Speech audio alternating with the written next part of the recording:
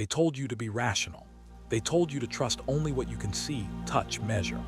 They turned you into a walking calculator, a biological machine that processes data and spits out logical conclusions. But there's something screaming inside you, a voice that knows things before your mind can explain them. A knowing that cuts through the noise of rational thought like a knife through silk. Jung called it intuition, but you've been conditioned to call it weakness, fantasy, delusion. You felt it, haven't you?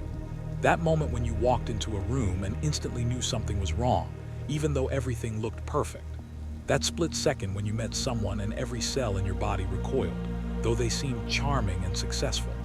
That inexplicable urge to take a different route home, only to discover later that your usual path was blocked by an accident. You dismissed it as coincidence, luck, overthinking.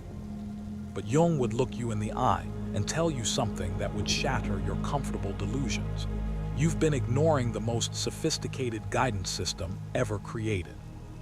This isn't mystical nonsense. This is the machinery of the unconscious mind operating at levels your conscious awareness can't even comprehend.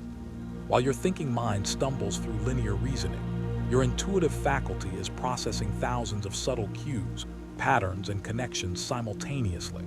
It's reading the micro-expressions you miss, sensing the energy shifts you can't name, detecting the inconsistencies your logical mind refuses to acknowledge, and you've been trained to ignore. Consider Jung's patient, the sensation-type man, and the intuitive woman on the lake, betting on where diving birds would surface. Logic says the careful observer should win every time, but she crushed him, predicting every emergence with uncanny accuracy. Not through supernatural powers, but through unconscious perception operating at speeds that make conscious thought look primitive. Her intuition was reading patterns invisible to his sensation-focused awareness. She was accessing information through channels he didn't even know existed. But here's what terrifies the rational mind. Intuition doesn't follow the rules. It doesn't show its work. It doesn't provide footnotes or peer-reviewed sources. It simply knows, and that knowing often contradicts everything your educated, civilized, reasonable mind believes to be true. So you've learned to silence it, to override it, to substitute the pale imitation of logical analysis for the blazing clarity of unconscious wisdom. You've traded your birthright for the illusion of control. And the cost? You stumble through life half-blind, making decisions based on incomplete information, missing opportunities that your intuition spotted miles away, walking into disasters that your inner knowing tried desperately to warn you about. You've become a prisoner of the very rationality that was supposed to liberate you. You've lost touch with the part of yourself that knows without knowing how it knows, that sees without looking, that understands without explanation. You think education made you smarter, but Jung would argue it made you stupid in the most dangerous way possible. Not intellectually stupid. You can recite facts, analyze data, construct arguments, but stupid to the deeper currents of reality that your ancestors navigated by instinct. You've been systematically trained to distrust the very faculty that kept humans alive for millennia in hostile, unpredictable environments. Imagine walking through a primeval forest where every step could be your last. No GPS, no weather forecast, no marked trails. Just you, the unknown, and your ability to sense what lies ahead. In such conditions, Jung observed, intuition isn't a luxury, it's survival. That inexplicable feeling that whispers not this path or rest here tonight becomes the difference between life and death. Your ancestors lived or died by their ability to read the invisible patterns, to sense the approaching storm, to feel the presence of danger before it revealed itself. But you've never had to trust such knowing. You've been cocooned in artificial safety, surrounded by technology that promises to eliminate uncertainty. You've forgotten that your nervous system carries the same equipment that guided humans through eons of survival challenges. That uncomfortable feeling in your gut when you meet someone. That's not social anxiety, it's ancient wisdom detecting deception. That sudden urge to change your plans. That's not impulsiveness, it's pattern recognition operating beyond conscious awareness. The tragedy is that this wisdom still functions perfectly. It's still reading the subtle cues, still processing the hidden patterns, still trying to guide you towards safety and opportunity. But you've been conditioned to override it with rational analysis. You meet someone who triggers every alarm bell in your unconscious, but they have the right credentials, say the right words, present the logical arguments. So you ignore the screaming of your intuitive faculty and walk straight into the trap it was desperately trying to help you avoid. Jung's patient who couldn't hear her own footsteps. She was so disconnected from her sensation function that she literally floated through reality, unable to ground herself in the physical world. But her intuition, it was operating at supernatural levels. She could read the psychological atmosphere of a room like others read temperature. She could sense the presence of previous visitors through traces invisible to conscious perception. She was living proof that human consciousness extends far beyond the narrow bandwidth of rational thought. Yet she was seen as crazy, defective, in need of fixing. Why? Because her way of knowing didn't fit the approved template. Because her insights came through channels that rational materialism refuses to acknowledge. Because she was accessing information that threatened the comfortable illusion that reality is only what you can measure and control. This is the brutal truth about modern civilization. It's built on the systematic suppression of human intuitive capacity.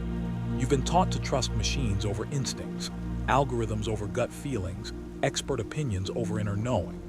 You've been turned into a sophisticated input-output device, processing approved information and generating predictable responses.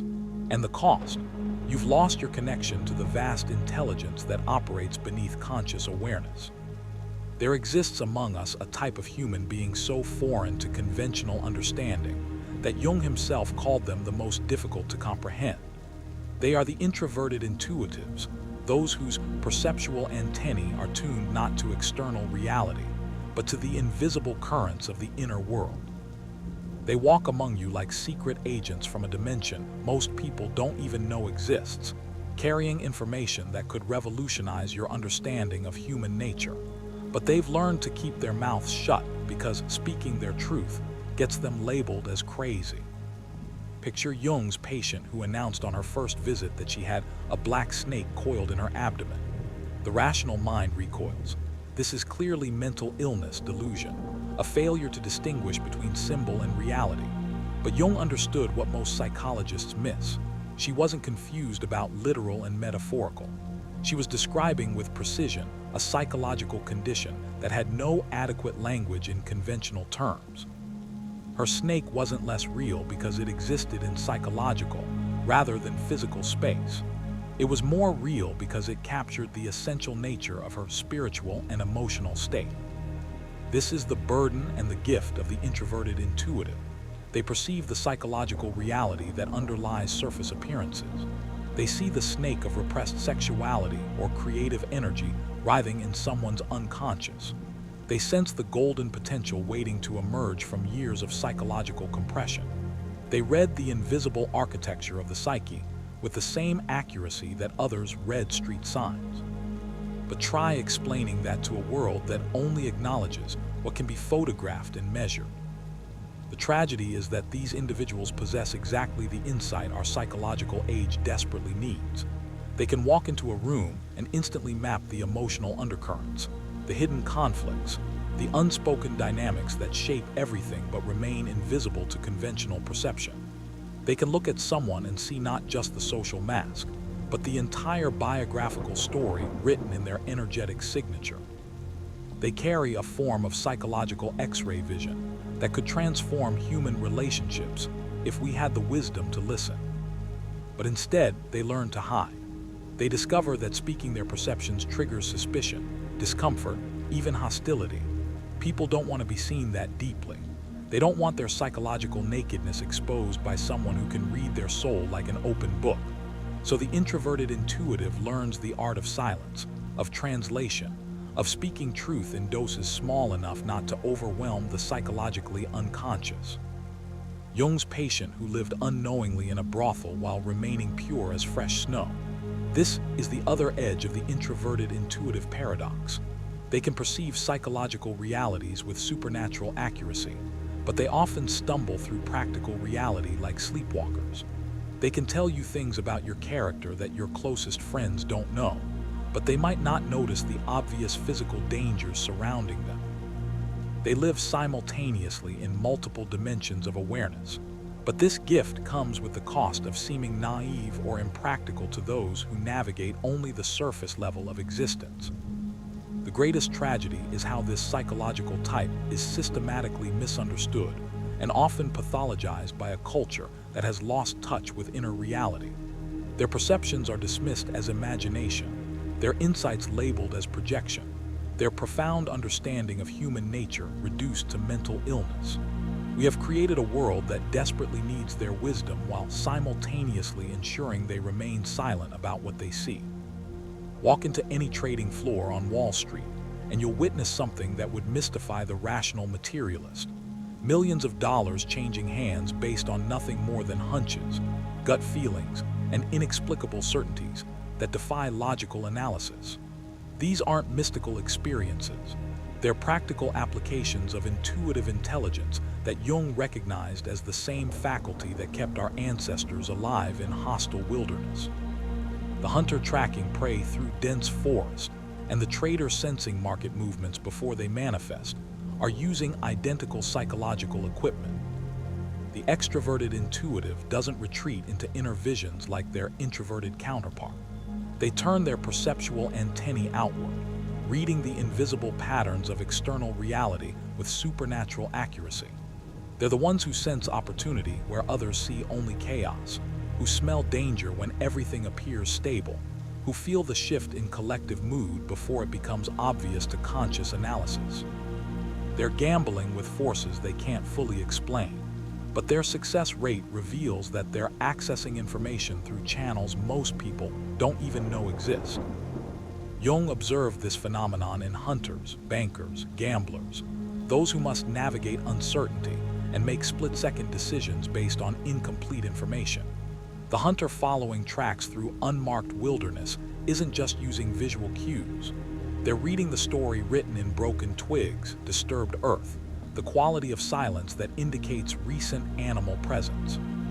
Their intuition synthesizes thousands of subtle signals into a clear direction, often leading them to prey when logical analysis would suggest giving up. But here's what separates the authentic intuitive from the wishful thinker. They don't guess blindly. Their hunches emerge from unconscious processing that operates at speeds and levels of complexity that make rational thought look primitive. When Rhine's statistical analysis proved that certain individuals could predict random events beyond chance probability, he wasn't discovering supernatural powers. He was validating the existence of unconscious perception that processes information through non-linear channels. The rational mind hates this because it can't be controlled, measured, or taught through conventional methods. You can't create an algorithm that replicates intuitive knowing because it emerges from the dynamic interaction between conscious awareness and unconscious processing. It requires the marriage of attention and receptivity, focus and surrender. The moment you try to force it or analyze it to death, it vanishes like a shadow when you turn on the lights. This is why most people dismiss intuitive intelligence even when they witness its effectiveness. They'd rather fail with approved methods than succeed with ones they can't explain. They'd rather lose money following logical analysis than make money trusting an inexplicable hunch. They've been conditioned to believe that if they can't understand how something works, it must be either fake or dangerous. But Jung understood something that modern psychology has forgotten. The unconscious isn't just a dumping ground for repressed material. It's an active intelligence that processes information, recognizes patterns, and generates insights that conscious thought could never achieve through linear reasoning. When the trader feels the market about to shift, when the doctor senses complications that haven't yet manifested, when the mother knows something is wrong with her child despite normal appearances, they're accessing this unconscious intelligence.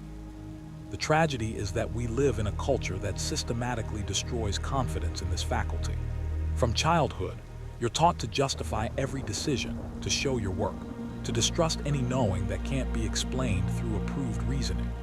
You're turned into a walking committee, second-guessing every intuitive impulse until the voice becomes so faint you can barely hear it over the noise of rational analysis.